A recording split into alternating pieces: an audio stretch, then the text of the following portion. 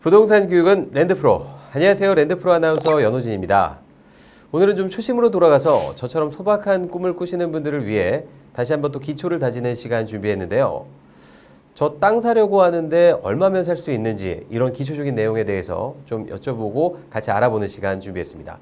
오늘도 역시 세상을 바꾸는 토지 투자의 우리 고상철 교수님 모시겠습니다. 자, 안녕하십니까. 세상을 바꾸는 토지 투자의 고상철입니다. 자, 반갑습니다. 네, 반갑습니다, 교수님. 오랜만이네요. 되게 오랜만이네. 교수님, 이제 그 서당계 3년이면 푸어를 넘는다고 제가 이제 교수님하고 이렇게 함께한 지도 거의 1년이라는 시간이 이제 가까이 됐는데 이제는 제가 좀 진짜 좀 땅에 대한 관심이 좀 생겼거든요. 땅 사고 싶습니다. 아, 땅 어떻게 해야 될까요? 세상에서 땅 사고 싶어 하는 사람이 되게 많거든. 네. 근데 일단 제일 궁금한 게 어떤 땅 사야 되는 거냐, 또는 어떤 땅을 사야 나중에 수익이 나냐, 이런 말 되게 많이 물어보는데, 큰 수익이 없어도 땅은 항상 가격이 올랐기 때문에 내가 지금 어느 정도 투자하면 나중에 가격은 분명히 오르게 돼 있어요.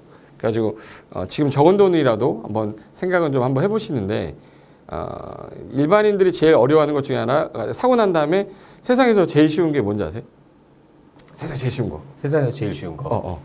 뭘까요? 땅 사는 거예요. 교수님, 근데 제가 이렇게 그 부동산 프로그램을 진행을 하면서 느낀 건데, 사실 뭐 아파트나 주택이나 뭐 이런 상가 같은 경우는 용도나 목적이 정해져 있지 않습니까?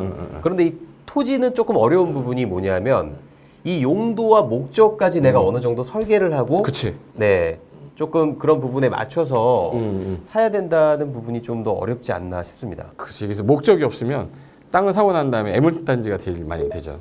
그래서 제일 쉬운 게 아까 전에 땅 사는 거랬잖아요. 세상에서 제일 어려운 게 땅 파는 거야. 아, 땅 파는 거. 제일 쉬운 건 땅 사는 건데 제일 어려운 게 땅 파는 거라 그 두 가지를 꼭 알아야 돼. 내가 샀는데 되팔려고 했을 때 안 팔려. 그리고 금액을 똑같이 내놔도 안 팔리는 경우도 있고 싸게 내놔야 오히려 팔리는 경우가 있어. 내가 비싸게 산 거거든요. 그래서 이 가격이 적정선이 얼마 정도가 되고 내가 나중에 되팔 수 있냐, 이 땅이 어떤 목적으로 쓸 수 있는 땅인지 내가 확실하게 알고 매입을 해야 되는데 그렇지 못하기 때문에 대부분이 이제 뭐 피해를 많이 보는 거죠, 땅에. 그럼 본격적으로 한번 좀 들어가 보도록 하겠습니다. 네. 얼마면 될까요? 10만 원짜리 땅도 있고 50만 원짜리 땅도 있고 100만 원짜리 땅도 있고 1000만 원짜리 뭐 100억짜리 땅도 있어요. 땅의 가격은 천차만별입니다. 그러니까 10억짜리도 있겠지만 10만 원짜리 땅도 있어요. 만약에 지금 내가 10만 원 있어. 그럼 10만 원 딱 주면 땅 살 수 있냐? 이게 아닌데 땅 살 수 있는 방법을 모르는 거지. 그래서 내가 만약에 지금 종잣 돈으로 500만 원 정도가 있다. 나는 땅을 한번 꼭 사봐야겠다. 그러면 500만 원에 맞는 땅을 찾아내는 게 어렵거든요. 그래서 중개사무소 가서 500만 원짜리 땅 좀 어떻게 구해주세요. 그러면 소금 뿌려 이렇게 가라고 이렇게 뿌리니까 그럼 어느 정도 선까지 중개사무소에서 내가 의뢰해야 되냐? 보통 이제 한 3천 정도 이상이면 매물을 가지고 있는 경우도 있어요. 근데 3천만 원이 없어서 땅을 내놓거나 이러진 않아. 그러니까 어쩔 수 없이 경매라든지 공매를 이용해서 우리가 물건을 찾아서 이 물건이 괜찮은 물건인지 아닌지를 찾아내는 형태로 가야 되니까 지금 당장 뭐 지갑에 50만 원 있다. 근데 50만 원짜리 한번 땅을 찾아볼 수 있고 지금 가용할 수 있는 돈이 얼마 있다. 얘기해 주시면 제가 바로 한번 찾아볼게요. 그러면 제가 아까 말씀하신 3천만 원 기준에 맞춰서 3천? 네. 3천만 원짜리 땅을 내가 한번 찾아볼 테니까 한번 잘 보세요. 여기 보시면은 온비드라는 거는 공매 사이트고요. 여기 탱크 옥션이라고 해서 탱크 옥션은 이제 경매 뭐 굿옥션도 있고 여러 옥션 사이트 있는데 제가 볼 때는 탱크 옥션도 되게 괜찮습니다. 그래서 일단은 온비드라는 거는 공매, 그리고 여기는 경매 사이트예요. 경매 사이트 내가 한번 들어가서 살짝 봐드릴게요. 자, 탱크 옥션이라는 이 사이트 들어가시면 내 물건을 찾아야 되잖아요. 물건을 찾을 때 나는 경매 물건을 검색하겠다. 그럼 여기서 경매 검색을 누르고 나는 토지를 살 거기 때문에 종류를 여러 가지 선택을 할 수 있어요. 이거 좀 확대를 한번 해보겠습니다. 자, 이렇게 좀 잘 보이죠? 여기 토지라고 하는 거를 클릭하고 이 상태에서 금액도 내가 너무 비싼 거 아니라 나는 3천만 원대니까 그러면 금액을 3천만, 감정가 3천만 원에서 뭐 한 100만 원에서 3천만 원 사이를 보겠다. 이게 이제 두 가지예요. 이 두 가지 딱 선택한 다음에 지목은 난 묘지가 싫어. 묘지 체크 없애버리고 나 목장용지 생각 없어. 정호용지 필요 없고 기타 국어 필요 없다. 그리고 난 하천도 필요 없으니까 유지랑 도로도 필요 없어요. 그럼 요 정도만 이제 나는 검색을 하겠다 그러면 지금 현재 나와 있는 경매 물건들이 다 검색이 됩니다. 두 번째 게 공매 같은 경우는 일단 사이트 들어가면은 내가 로그인을 하기 전에 공인인증서 로그인을 해야 되거든요.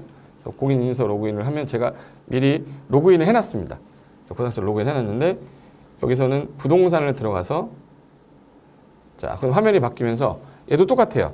경매는 개인이 어떤 물건 어떤 채무를 돈을 못 갚아서 그 사람의 그 물건을 좀 팔아달라 해가지고 이제 부탁을 법원에다 하는 거지만 이 공매는 그냥 국가가 세금 안 낸 것들을 걷어들여서 가지고 있다가 공공기관에서 퍼블릭 세일 한다고 해서 나온 거라 자 일단 조건에서 상세 조건 토지 전체 누른 다음에 맨 밑에 가서 검색 누르시면 이제 토지만 관련된 물건이 나오는데 깜짝 놀랄 거예요. 자 이거 금액 얼마인지 한번 보세요. 자, 1시 100천만, 10만, 100만, 1000만, 억, 10억, 100억, 190억짜리. 190억 있어요? 190억 구경도 못 해봤는데. 네. 그러니까 이거 버려야 되니까 여기서부터 이제 하기 싫어지는 거예요. X표 찾고 난리나 이거. 그러면 여기서 정렬 선택이라는 게 있거든요. 그래서 정렬 선택해서 입찰 금액이 좀 낮은 순으로. 그럼 낮은 순, 높은 순 하면 인생이 좀 힘들어. 내가 어떻게 살았는지 그때 다 알 수 있거든요. 그래서 낮은 순 누르고 한 50개씩 보겠다. 정렬. 하면 이제 금액이 나올 건데 수의계약 물건은 우리랑 상관이 없기 때문에 내리시고 자 일단 일괄 입찰도 없고 자 임대 대부라고 표시가 되어 있는 거는 임대에 나오는 물건이기 때문에 우리랑 상관이 없어요. 우리는 일반 경쟁으로 나온 것들을 사야 되기 때문에 쭉 내다 보면은 임대 대부 말고 제외하고요. 이제 물건이 쭉 나올 거예요. 자 여기 매각이라고 하나 나왔죠. 매각이라고 나왔는데 지분 매각이야. 그럼 나는 저 땅에 지분을 사겠다. 그러면 현재 48만 원 정도만 넣으면 돼요. 48만 원에서 좀 높게 올리면 내가 지금 현재 뭐 3천만 원 이하짜리인데 48만 원이면 나 안 맞아. 그럼 좀 더 내려요. 쭉 내리고 여기 이제 임야인데 이것도 지분이고 지분이 아닌 걸 내가 좀 보겠다 그러면 조그만 토지는 거의 다 지분으로 나와요. 근데 여기 보시면 지분 아닌 거 토지 임야 있는데 요거는 이제 매각으로 나왔는데 20제곱미터입니다. 그럼 6평이거든요. 6평인데 190 현재 7번 유찰돼 가지고 제가 볼 때 한 130만 원 정도 두면 낙찰 받을 수 있을 것 같아요. 이 물건은. 그리고 이제 우리 3천만 원대를 갈 건데 자, 한 18번 정도 가면 나오겠다. 자, 여기 보시면 매각 나왔는데 경상남도 김해 임야가 현재 얼마 나면 지분으로 나왔고요. 여기는 이제 매각 임대 대부 나왔고 요게 이제 매각 물건인데 농지입니다. 175제곱미터면은 몇 평이냐면은 37에 21, 3에서 50평 좀 넘어요. 50평 정도 되는 답으로 되어 있는 땅인데 현재 600 신권으로 나왔어요. 612만 5천 원. 그러니까 내가 지금 현재 나는 보는 게 지목이 답인데 나는 건축하는 땅을 사고 싶다 이럴 수도 있잖아요. 그런 땅들을 내가 골라내야 되니까 물건을 계속 검색을 하셔야 되는데 여기서 만약에 물건을 딱 봤을 때 괜찮은 거 저는 이제 보면 금방 아니까 막 올리는데 처음 하실 때는 한 번씩 클릭 한번 해보시는 거예요. 자, 요거는 이제 연천에 있는 건데 연천 요즘에 분위기 괜찮거든요. 괜찮은데 전으로 나왔는데 335니까 102평 102평 정도 되는 일반경제 입찰인데 현재 6회 이상 유찰돼서 1,300만 원짜리 50% 떨어진 거예요. 그럼 이제 한 600만 원 정도 때 살 수 있는데 난 이 물건 괜찮다. 내 고향이 연천이야. 그럼 눌러보는 거예요. 이렇게. 눌러보면 물건에 대한 소개가 나옵니다. 그럼 이제 캠코에서 매각한 거 압류한 거 현재 매각하려고 하는데 신권에 나올 때는 1,300만 원에 나왔다가 지금 6회 이상 유찰이 돼서 현재 653만이 최저 입찰 금액이에요. 그럼 대략 한 600... 절반으로 떨어진 거네요. 그렇죠. 이거는 손해 볼 일은 없을 거예요. 그러니까 한 700 정도 쓰면 거의 맞출 수는 있는데 만약에 내가 지금 당장 입찰하고 싶다 그러면 요 입찰 있죠. 요 입찰을 눌러서 입찰 서류 관련된 거는 이제 여기서부터 이제 농지니까 농지증도 준비해야 되고 입찰 들어가겠다 그러면 제 개인 정보가 나오는 거예요. 그동안 했던 거. 그래서 여기다가 모든 사항 주의사항 했습니다. 해서 다음 단계 누르시고 수정사항 없습니다. 저희 집 주소인데요. 자, 다음 단계. 공개가 안 되니까 제가 빨리 넘긴 거예요. 그 다음에 이제 이 상태에서 내가 입찰을 할 때 금액을 난 700만 원을 쓰겠다. 700만 원 쓰면 이제 110%에 쓴 거거든요. 근데 막상 이 새가슴들은 여기다 100원을 붙여요. 또 700만 원 쓴 애가 있을까 봐. 새가슴. 네. 그러면 700, 100만 원. 그럼 넣고 700만 100원. 네네. 700만 100원. 그리고 보증금 내가 얼마 내야 되냐 보증금액 그걸 계산하면 지금 현재 10% 내야 되니까 거의 입찰가의 입찰 보증금에다가 10%를 하거든요. 입찰가의 보증금률에서 65만 원을 보증금으로 더 넣으면 입찰에 참가한 사람이 되는 거예요. 그래서 여기 납부 총액 확인하면 제가 내야 은행으로 이제 보내면 되는 거거든요. 그래서 제가 이제 만약에 우리은행 한다, 저 하나은행 하거든요. 그래서 하나은행 계좌를 이제 딱 선택을 하면 교수님, 근데 여기서 저처럼 좀 초보자이신 분들을 위해서 제가 좀 질문을 드리자면 여기에 나와 있는 이 어떻게 보면 이게 일종의 계약금 형태인 거잖아요. 보증금이.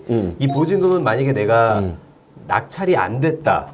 그렇지. 처음 한 사람 해찰했다 했을 때는 이 금액을 돌려받을 수 있는 건가요? 네. 어떻게 하는 거냐면 예를 들어서 내가 현재 보증금으로 넣었기 때문에 제가 100만 원, 100원 넣었잖아요. 네네. 700만 100원. 700만 100원. 근데 나보다 200원을 더 쓴 사람이 있었어.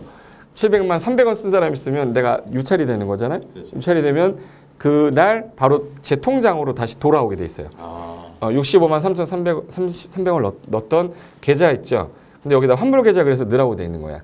내가 유찰되면 받을 거. 그래서 저는 환불 계좌를 뭘로 해놨냐면 자 여기 보시면 이제 하나은행 제가 넣어놨거든요. 저 새마을금고 2개 쓰는데 하나은행 넣고 환불 계좌 추가하려면 넣으면 돼요. 한 푼도 깎이지 않고 그대로 돌아오는 거죠? 네, 그대로. 네네. 근데 만약에 내가 낙찰을 받았는데 내가 나중에 계약을 안 하면 이건 환수돼. 국가 환수되기 때문에 저 금액 잘 넣어야 돼. 이거 날아가는 수가 있으니까. 그리고 조심할 게 농지는 농지 취득 자격 증명이 나와야 되거든요. 근데 농지 취득 자격 증명이 만약에 안 나왔을 때는 등기 이전이 안 돼요. 그러면 이제 보증금 날리는 거죠. 그러니까 1억짜리면은 예를 들어서 10%면 1,000만 원 날리는 거예요.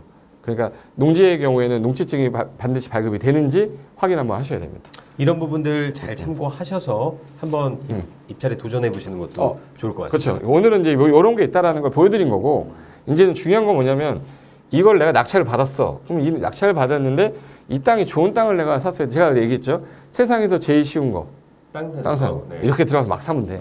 근데 이걸 가지고 있다가 되팔 때가 문제거든요. 그럼 되팔 수 있는 땅인지 아닌지에 대해서 이 땅이 좋은 땅인지 아닌지는 이제 우리가 검색을 해봐야 돼요. 그래서 이 부분에 대해서는 일단 땅은 되게 사기 쉬운데 어디서 사냐를 말씀드린 거고 그 다음부터는 공법적 지식이 좀 있어야 이 땅을 샀는데 뭐 건축이 되는 땅인지 아니면 여기 농사만 지어야 되는 땅인지 뭐 이런 것들에 대해서 모르잖아요. 그럼 가치가 이게 만약에 있는 건지 이게 정말 1,300 정도에 사야 되는 물건인데 싸게 사는 건지 그런 거에 대한 것들은 자세하게 또 이제 한번 알아봐야 되니까 이번 시간은 이런 형태로 가는 게 좀 나을 것 같아요. 네네. 오늘은 세상에서 가장 쉬운 땅 사는 방법에 대해서 이렇게 알아봤는데요. 오늘 또 이렇게 쉬운 방법에 대해서 또 알아봤으니까 다음 시간은 네, 땅을 되파는 데 있어서 네, 가장 어려운 네, 또 유의점이라든지 이런 부분에 대해서 또 짚어보는 시간 알아보도록 하겠습니다. 배우고 투자하면 실패하지 않습니다. 저희는 다음 시간에 더 유익한 콘텐츠로 여러분 찾아뵙도록 하겠습니다. 시청해주신 여러분 감사합니다.